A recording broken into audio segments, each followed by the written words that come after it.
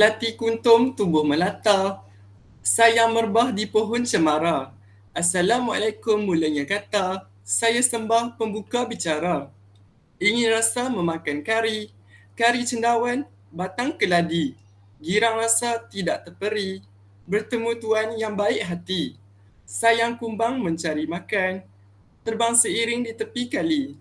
Selamat datang kami ucapkan, moga diiringi restu ilahi. Bismillahirrahmanirrahim. Alhamdulillahi rabbil alamin wassalatu wassalamu ala asyrafil anbiya wal mursalin wa ala alihi wa sahbihi ajma'in. Assalamualaikum warahmatullahi wabarakatuh. Salam ukhuwah, salam kasih sayang kesatuan ummah. Para hadirin sekalian, bersyukur kita kehadrat ilahi kerana dengan izin serta limpah kurnianya dapat kita bertemu dalam forum yang bertajuk Islam adalah satu cara hidup pada malam ini. Tidak lupa juga marilah kita bersama-sama berselawat kepada Rasulullah SAW sebelum meneruskan perbincangan lebih dalam forum ini. Bersama saya Muhammad Tasmim bin Mansur selaku moderator forum anda pada malam yang sungguh mulia ini. Para hadirin yang dihormati, sebelum saya memperkenalkan ahli-ahli panel kita pada malam ini, kita sedia maklum bahawa dalam Islam, kita diajar agar menjadikan Islam itu sebagai panduan dalam kehidupan kita. Maka, mari kita memanjatkan rasa syukur kepada Allah SWT kerana sampai saat ini, kita masih bernafas dan memeluk agama Islam yang indah ini. Pada malam ini, kita akan membahaskan tentang Islam, ialah satu cara hidup.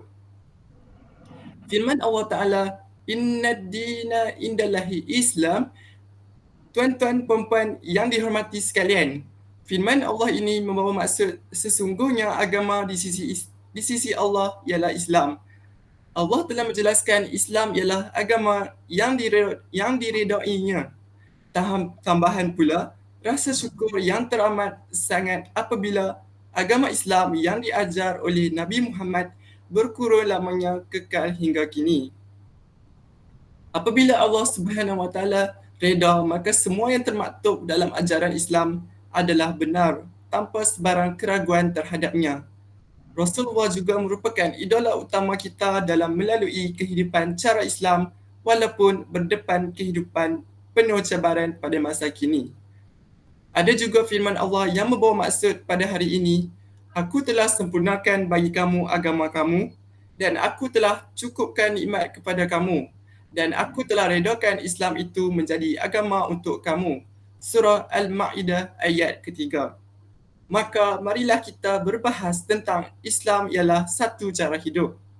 Pelbagai soalan telah timbul merangkumi aspek ilmu, akidah, fiqh, adab melalui fuqah hasanah yang ditunjukkan oleh baginda Rasulullah. Sebelum mengupas tajuk ini dengan lebih mendalam, terlebih dahulu mari kita berkenalan dengan dua orang ahli panel kita pada hari ini. Baiklah, panel kita yang pertama ialah Muhammad Izzahar Arif bin Azizi Shahid. Apa khabar saudara? Khabar baik. Alhamdulillah saya sihat di sini. Bagaimana tuan moderator? Sihat? Apa khabar? Saya juga sihat alhamdulillah. Seterusnya, ahli panel kedua kita pada hari ini ialah Muhammad Aiman Akmal bin Muhammad Isham. Selamat datang saudara. Alhamdulillah saya juga sihat, Ustaz Min.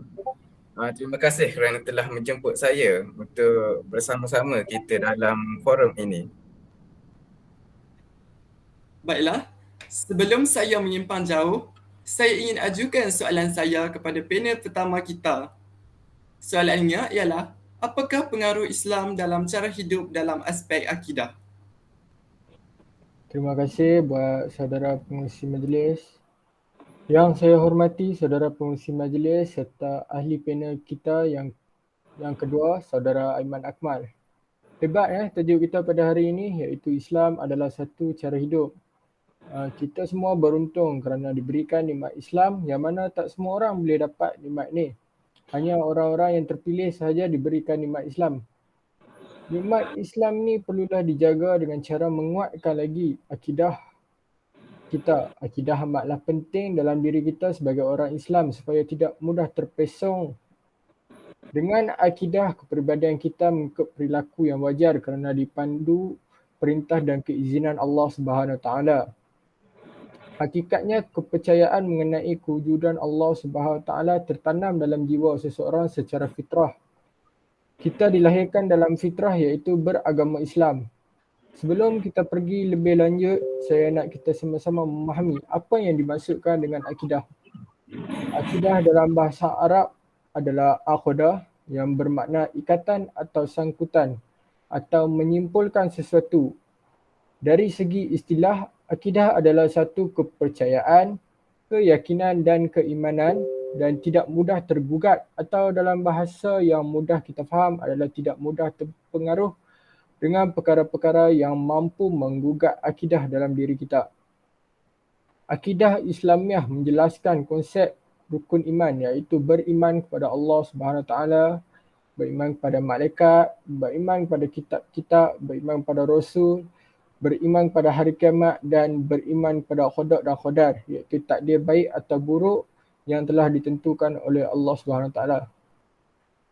Asas utama yang mesti ada dalam akidah ini terjelma dalam penyaksian kita iaitu tiada Tuhan yang sebenar-benarnya melainkan Allah dan bahawa Nabi Muhammad itu adalah pesuruh Allah.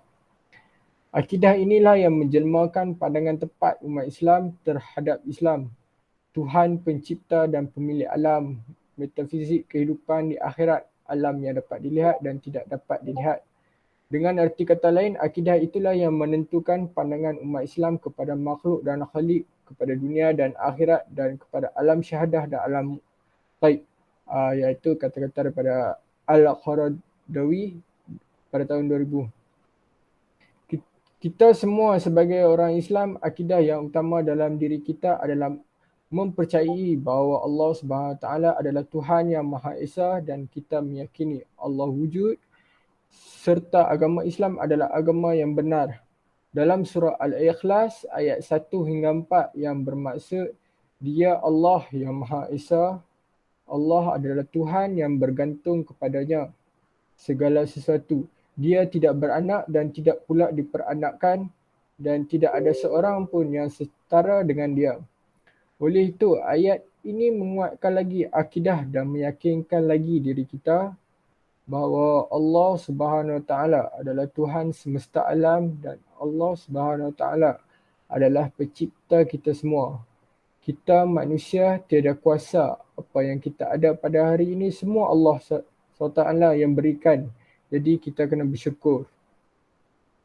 Seterusnya dalam surah Al-Imran ayat 85. Barang siapa mencari agama selain agama Islam, maka sekali-kali tidaklah akan diterima agama itu daripadanya. Dan dia di akhirat termasuk orang-orang yang rugi. Ini menunjukkan bahawa Islam adalah agama yang betul dan kita semua umat Islam perlu yakin dan berpegang teguh dengan agama Islam. Selain itu, Allah Subhanahu Wa Taala berfirman juga dalam surah Al-Baqarah ayat 256. Tidak ada paksaan dalam agama Islam kerana sesungguhnya telah nyata kebenaran Islam dari kesesatan iaitu kufur. Oleh itu, sesiapa yang tidak percayakan tauhid dan ia pula beriman kepada Allah, maka sesungguhnya ia telah berpegang kepada simpulan iaitu tali agama yang teguh yang tidak akan putus. Dan ingatlah Allah Maha mendengar lagi Maha mengetahui. Saya nak kita semua berfikir sejenak. Agama mana dalam dunia ini yang memberi panduan dan didikan kepada kita semua dari sekecil-kecil perkara hingga sebesar-besar perkara? Tidak ada satu agama yang mampu memberi panduan dan didikan secara terperinci selain agama Islam. Contohnya dalam Islam kita dilarang untuk minum minuman keras kerana mampu menghilangkan kewarasan akal dan menyebabkan berlakunya perkara yang tidak diingini. Perkara ini menggambarkan situasi sekarang di mana ramai orang yang minum minuman keras pada hari ini dan mereka-mereka ini semua banyak terlibat dalam kes kemalangan dan perkara yang tidak diingini melibatkan mereka yang mabuk sebab hilang kewarasan akal.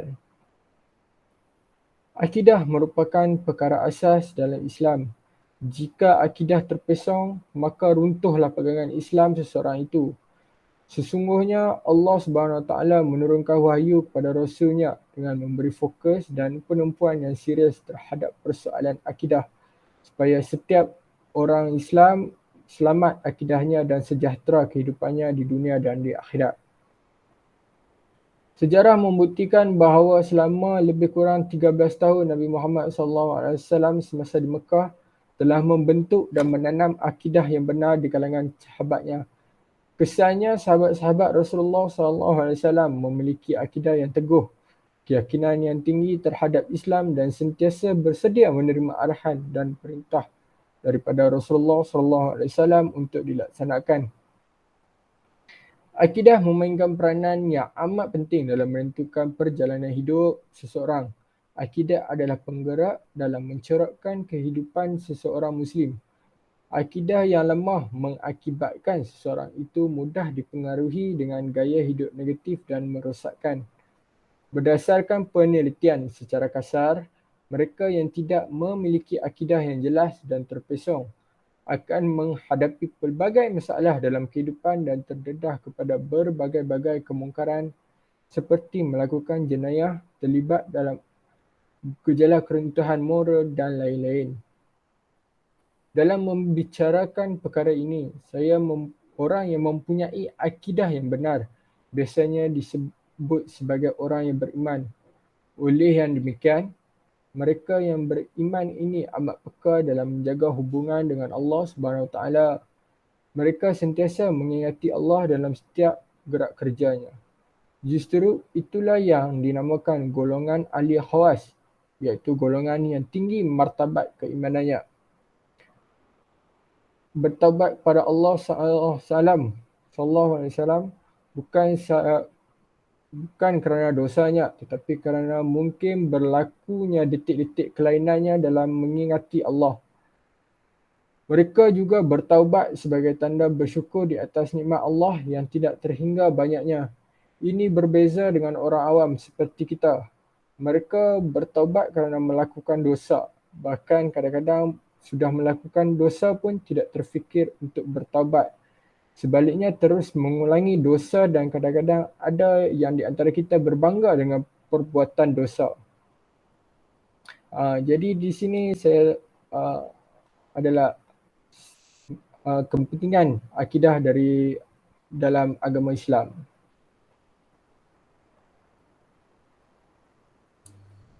Terima kasih kepada panel pertama kita atas lontaran konsep yang utuh lagi berisi. Sebentar tadi, panel pertama ada menyatakan tentang pengaruh Islam dalam cara hidup dalam aspek akidah. Justru, saya ingin menanyakan persoalan seterusnya kepada ahli panel kedua.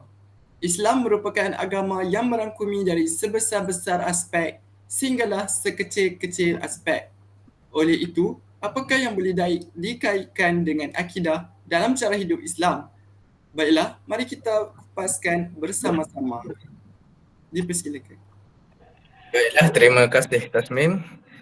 Jadi sebelum saya mula mengupas pasal isu ini, saya ingin mengatakan bersyukur kepada Allah Subhanahu Wa Taala kerana kita dipilih untuk menjadi seorang Muslim daripada sekian ramai penghuni alam ini.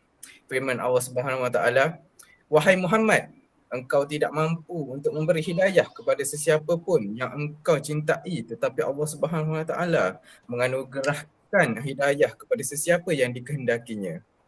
Sebesar-besar nikmat anugerah Allah kepada kita adalah nikmat iman dan Islam. Islam adalah bukan sekadar agama yang dihayati dan dipraktikkan dalam upacara-upacara tertentu dan bukan juga agama yang terbatas kepada tempat-tempat tertentu. Bahkan Islam sebenarnya adalah cara hidup. Setiap urusan hidup mestilah diserasikan dengan Islam. Islam adalah cara hidup yang tidak boleh dan tidak akan serupa dengan agama-agama lain. Tidak serupa dengan Kristian, Buddha, Hindu dan sebagainya. Hanya agama Islam sahaja yang diiktiraf oleh Allah. Manakala agama lain adalah tidak benar belaka. Firman Allah, sesungguhnya agama iaitu cara hidup yang benar di sisi Allah Subhanahu Wa Taala hanya Islam semata-mata. Sesiapa yang mencorakkan gaya hidupnya dengan acuan lain daripada acuan Islam sebenarnya telah mensia-siakan hidupnya, sama ada hidupnya di dunia maupun di akhirat. Firman Allah Subhanahu Wa Taala, barang siapa yang mencari selain daripada Islam sebagai cara hidupnya tidak akan diperakui dan tidak akan diakui oleh Allah dan akan termasuk ke dalam orang-orang yang rugi di akhirat kelak. Islam tidak memadai dengan nama yang tertera di kad pengenalan sebagai orang Islam, juga tidak memadai dengan hanya berdasarkan keturunan.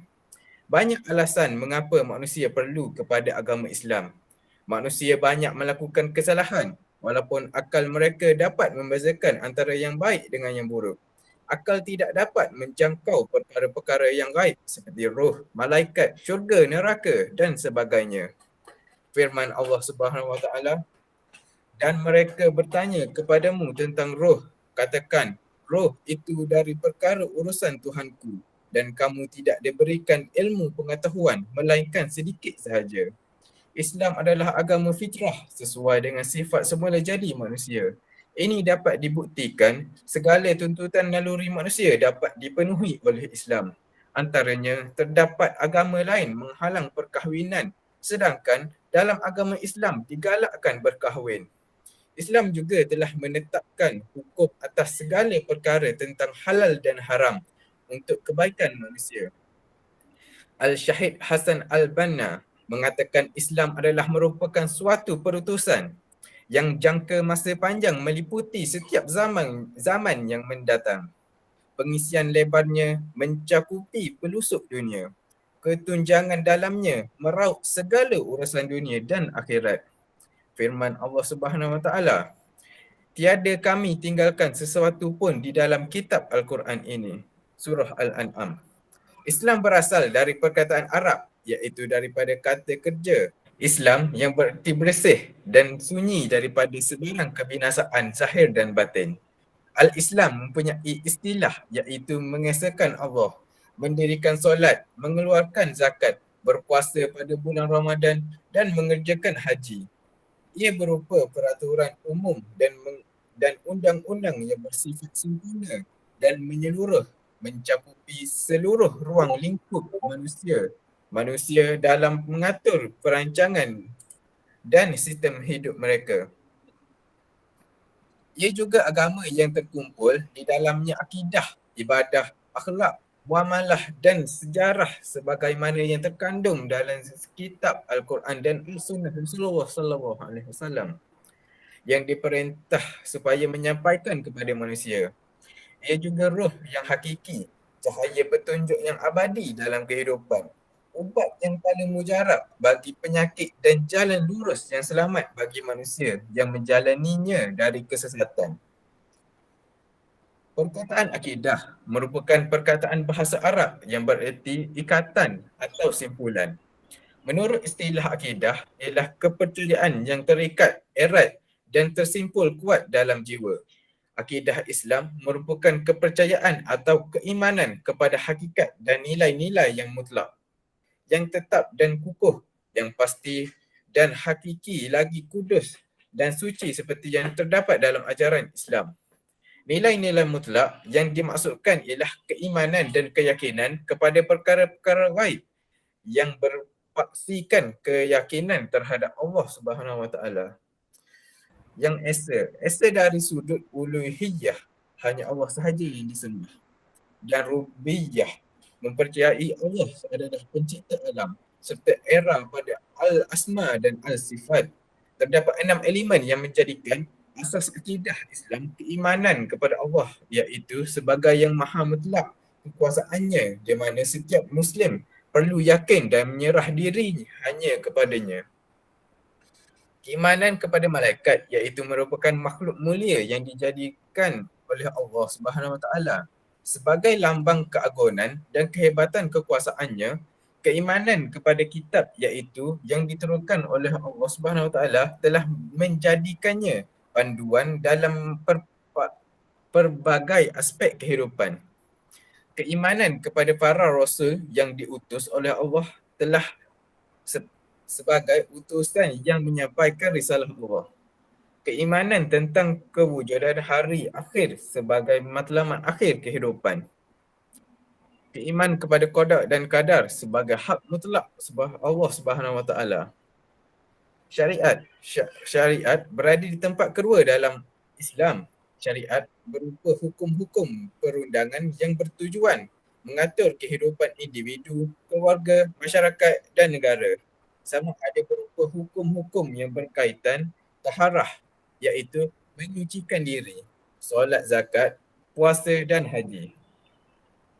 Syariat juga berkaitan dengan muamalat dalam urusan-urusan peribadi seperti munakahat, iaitu perkahwinan, warathah, perwarisan dan juga berkaitan dengan urusan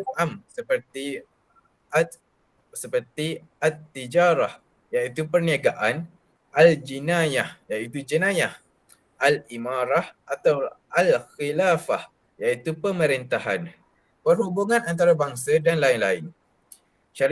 Syariat Islam bersumberkan kepada 4 perkara, iaitu Al-Quran, Al-Hadis, ijma' ulama dan qiyas.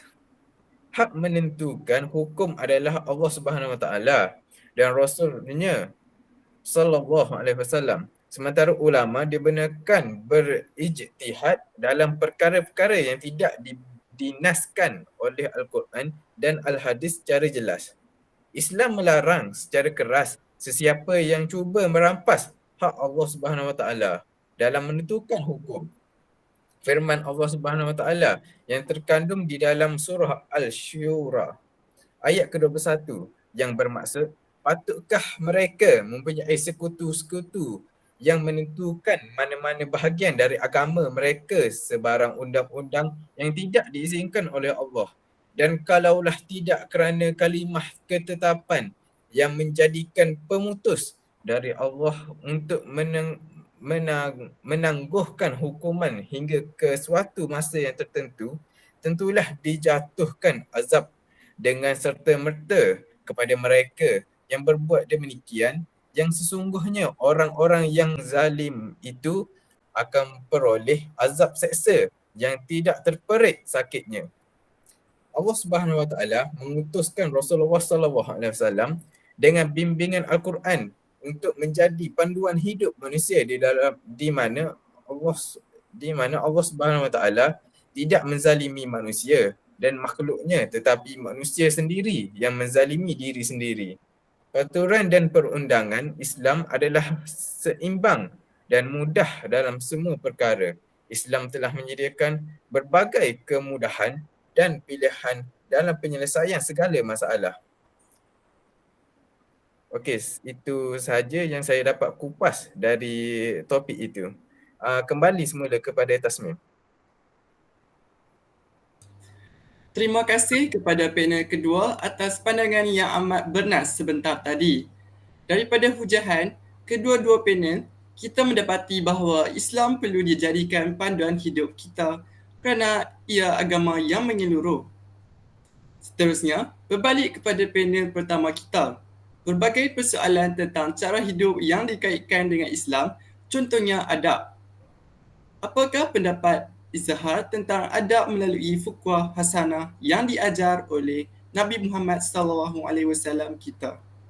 Dipersilakan. Terima kasih kepada saudara moderator. Okey. Islam amat menekankan pendidikan adab di kalangan umat Islam kerana dengan adab, seseorang mukmin akan menjadi manusia yang tinggi akhlak dan kepribadian diri. Islam menetapkan pelbagai adab seperti adab berguru, adab menjaga orang sakit, adab menziarah jenazah dan adab-adab dalam pergaulan seharian. Dengan setiap perbuatan yang berlandaskan adab dan akhlak yang baik, maka seseorang itu dapat meraih kecintaan Allah Subhanahu Taala.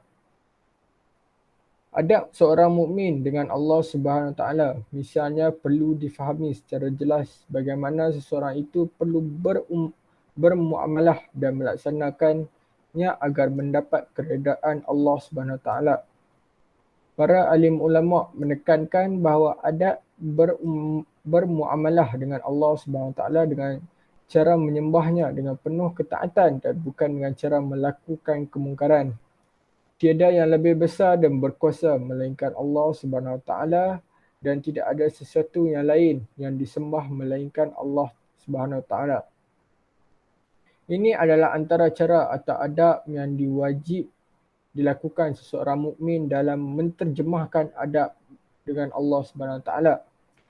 Dalam hadis Rasulullah sallallahu alaihi wasallam bersabda yang bermaksud apabila seseorang itu melakukan amalan-amalan yang disukai Allah Subhanahu Wa Taala dalam perkara wajib atau fardu dan diikuti amalan-amalan sunat yang dilaksanakan, pastinya akan mendapat kecintaan dan kasih sayang Allah Subhanahu Wa Taala. Justru apabila ketaatan kepadanya telah bersemadi di dalam diri seseorang mukmin, tentunya setiap doa yang dipohon akan dimakbulkan. Allah juga akan melindungi hambanya yang taat akan suruhannya dan meninggalkan segala larangannya. Al-Quran telah mengemukakan beberapa potong ayatnya yang memperkatakan tentang sifat-sifat dan pribadi Rasulullah SAW yang mulia yang menjadi contoh teladan yang baik dan wajib dihayati oleh setiap Muslim yang mengaku beriman kepada Allah Subhanahu Taala. Firman Allah Taala dalam surah Al-Ahzab ayat 21 yang bermaksud sesungguhnya adalah bagi kamu pada diri Rasulullah SAW terdapat contoh teladan yang baik kepada orang-orang yang mengharapkan Allah dan mengharapkan kedatangan hari akhirat. Mereka banyak berzikir kepada Allah. Sesungguhnya baginda SAW merupakan seorang manusia yang paling mulia di sisi Allah. Segala gerak langkah dan tindak tanduk yang dilakukannya itu tetap menjadi ikutan. Begitu juga dengan amalan dan perlakuan hidupnya tetap menjadi teladan yang baik kepada semua umat manusia. Segala ucapan dan tutur katanya telah menjadi perbahasan yang ilmiah untuk dijadikan nas atau sandaran dalam sesuatu permasalahan. Tiada sesuatu pun kelemahan yang boleh dipertikaikan ke atas diri dan batang tubuh baginda SAW dan tiada pula kesalahan yang pernah dilakukan oleh baginda sehingga mengguris perasaan hati seseorang. Baginda juga tidak pernah melakukan perbuatan mungkar, apatah lagi melakukan perkara-perkara yang tidak senonoh yang boleh menjatuhkan keaiban ke atas dirinya sendiri. Hakikatnya baginda SAW tetap menjadi pilihan umat manusia sebagai qudwah hasanah, iaitu contoh teladan yang baik. Baginda SAW adalah seorang hamba Allah yang sentiasa berusaha dengan gigih di dalam menyampaikan seruan dakwah pada masyarakat, seruan untuk memimpin manusia ke jalan yang benar dan ke arah petunjuk Allah Subhanahu Taala. Baginda berusaha dengan lebih tekun untuk membawa manusia kembali ke pangkuan Allah. Baginda muncul di tengah-tengah masyarakat dengan mengemukakan konsep tauhid yang mengesahkan ketuhanan Allah Subhanahu Taala, Tuhan yang Maha Agung dan ianya merupakan akar tunjang bagi pegangan hidup sekalian umat manusia. Di samping itu, baginda SAW mengajak mereka semua supaya beristiqamah di jalan yang benar. Segala impian hidupnya yang telah terlaksana apabila isi pengajaran itu mengalir di sepanjang peredaran zaman. Baginda SAW adalah seorang pemimpin yang berjaya meluaskan empayar keagungan Islam ke seluruh pelosok dunia semata-mata untuk menyampaikan amanah dan seruan dari Allah SWT.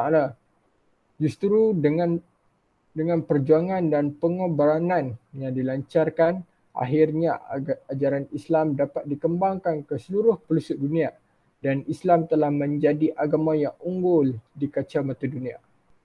Baginda SAW juga telah berjaya mencetuskan idea-idea yang bernas untuk menakluki pemikiran masyarakat ketika itu sehingga baginda berjaya mengeluarkan mereka dari gelombang arus jahiliah yang hitam pekat kepada alam Islam yang terang benderang.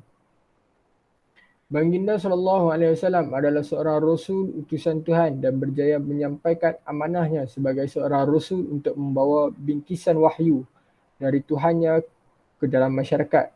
Baginda tidak pernah menyembunyikan sesuatu pun arahan dari dari Tuhannya iaitu Allah SWT.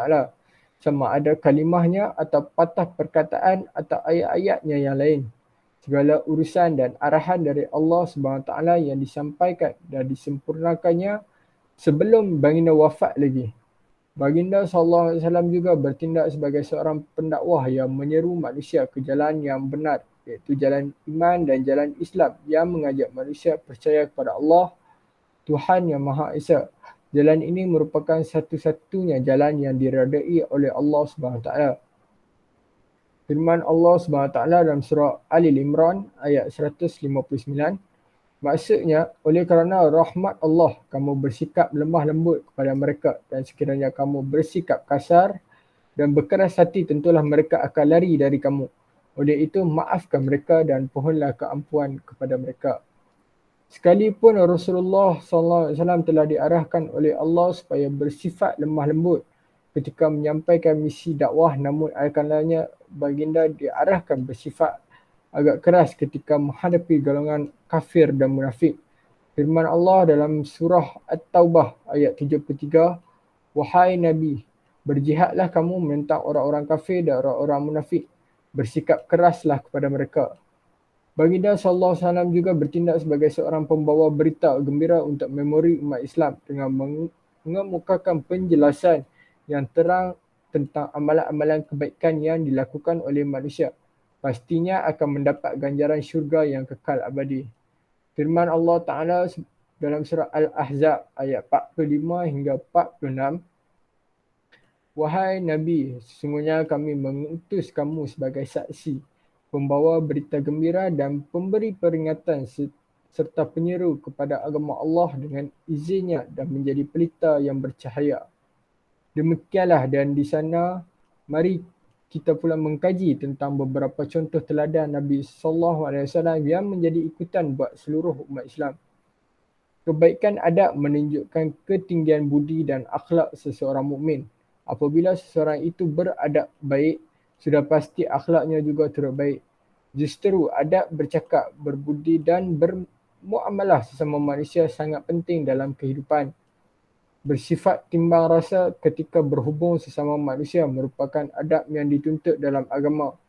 Begitu juga dalam berbicara merupakan suatu budaya manusia yang melambangkan hati, sikap dan fikiran. Oleh itu, peliharalah tingkah laku, lidah dan ikutilah adab yang baik semasa bercakap atau berhubung dengan mukmin yang lain. Sungguh pun barangkali mereka itu bukan orang yang dikenali. Kalam dari ulama Hasan Al-Basri katanya, wahai anak Adam, sesungguhnya siang kamu adalah tetamu dalam kehidupan kamu. Justru berbuat baiklah dengan tetamumu, kerana jika kamu berbuat baik dengannya, ia akan pergi dengan sentiasa memujimu. Tetapi jika kamu tidak berbuat baik kepadanya, ia akan pergi dengan mengecam kamu. Oleh itu, beradablah dengan waktu dalam hidup ini dan beradablah dengan Allah setingginya, agar dengan adab yang tinggi dalam menyantuni perintahnya, akhirnya menghasilkan natijah yang didambakan, iaitu menghuni syurga Allah SWT buat selama-lamanya. Ini adalah yang dapat saya huraikan daripada adab dalam agama Islam. Kembali kepada tuan moderator kita. Terima kasih panel pertama.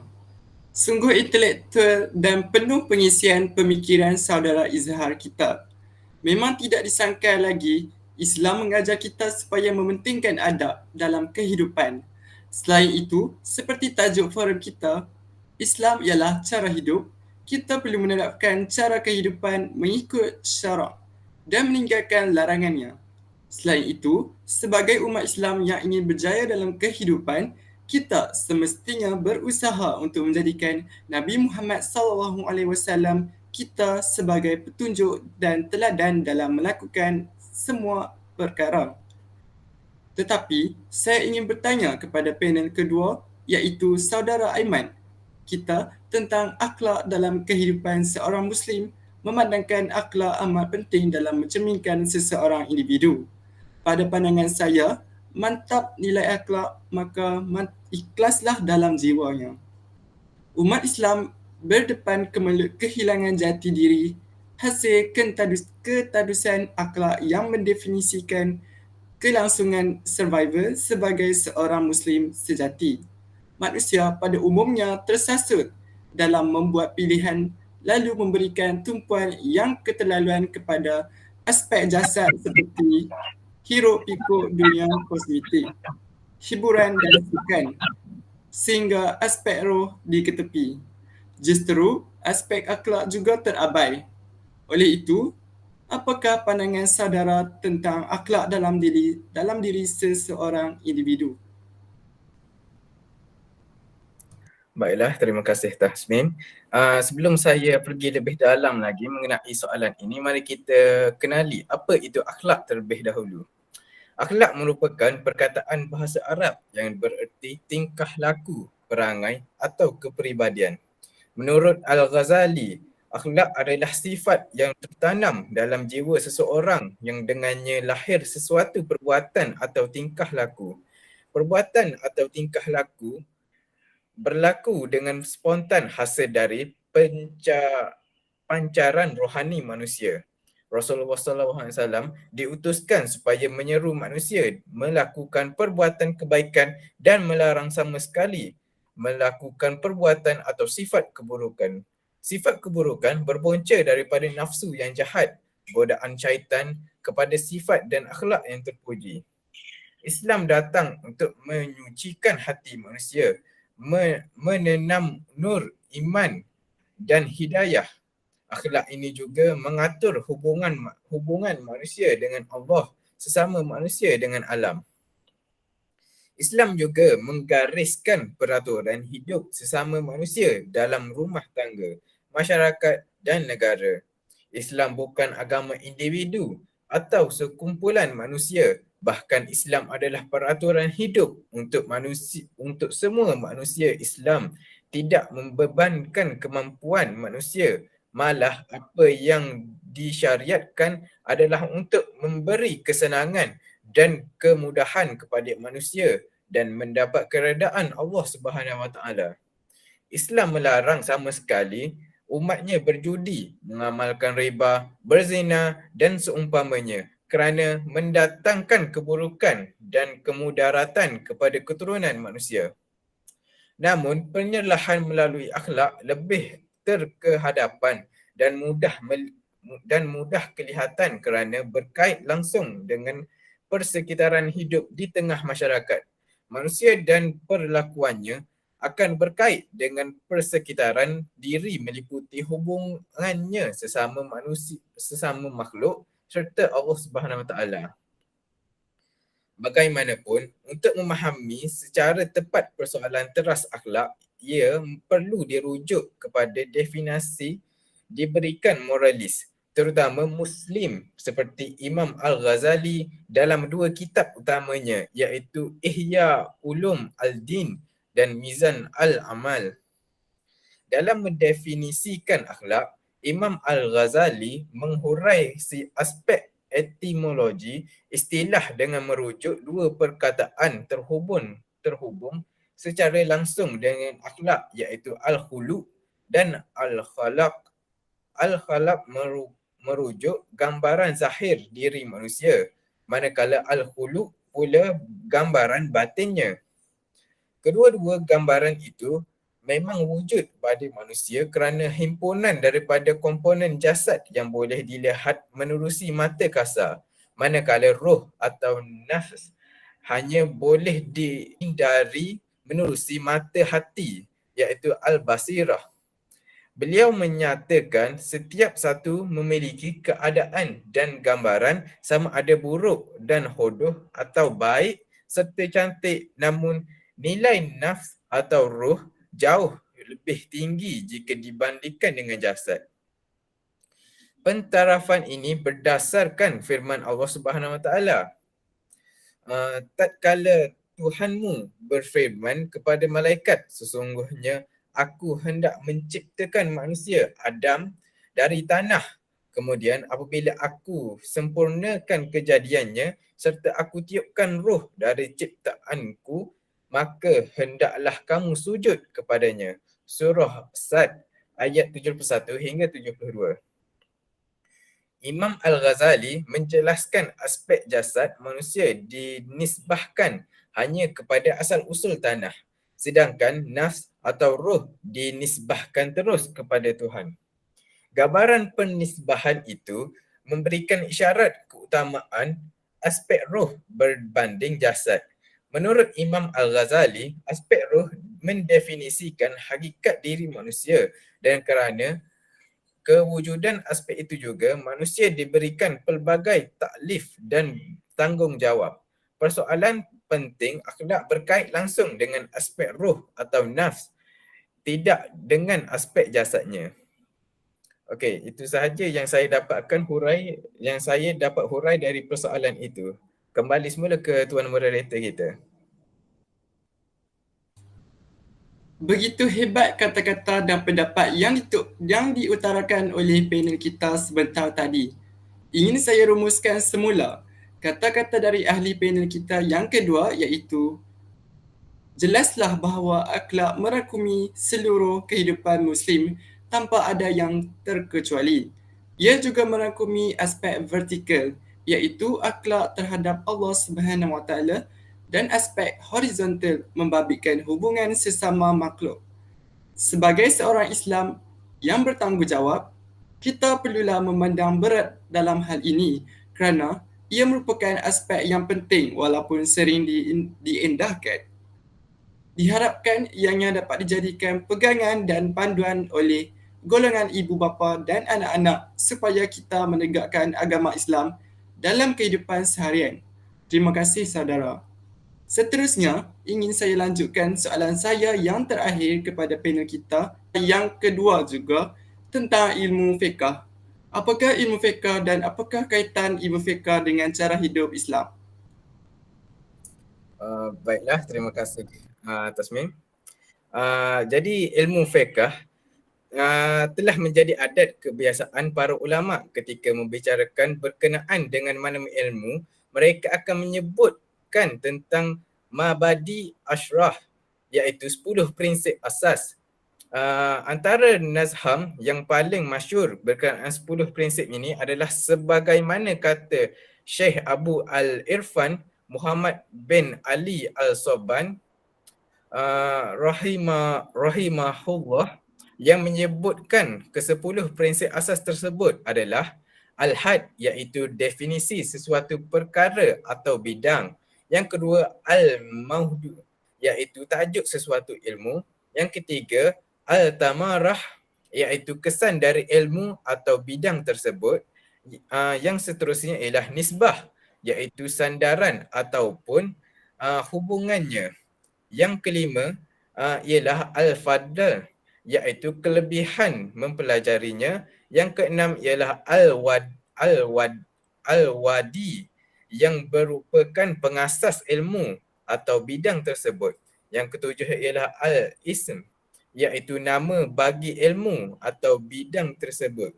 Yang seterusnya ialah al-istimdad, yang bererti sumber pengambilan ilmu tersebut. Yang seterusnya ialah hukum syar'i, iaitu hukum mempelajari ilmu tersebut. Dan yang terakhir ialah masail, iaitu isu-isu yang dibincangkan di dalam ilmu atau bidang itu. Jadi berdasarkan 10 prinsip ini, jelaslah bahawa ilmu fiqh juga merupakan bukti kukuh yang menunjukkan Islam itu adalah satu cara hidup yang sesuai untuk setiap manusia. Okey, kembali semula ke tuan moderator kita.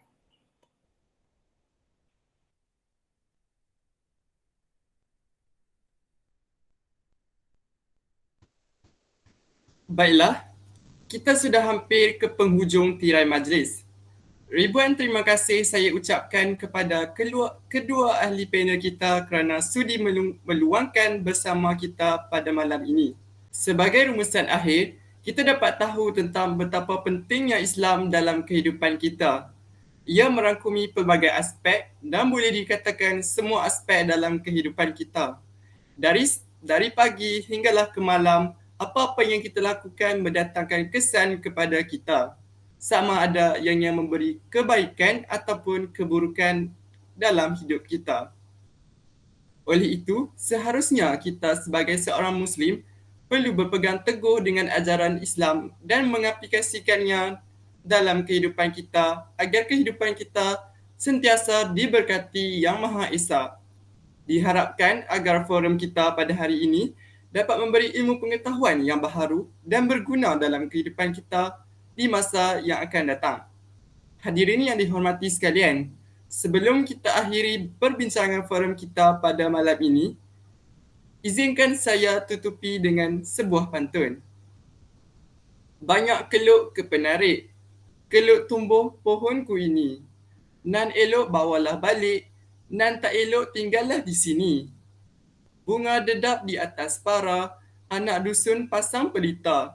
Kalau tersilap tutur bicara, jemari disusun maaf dipinta.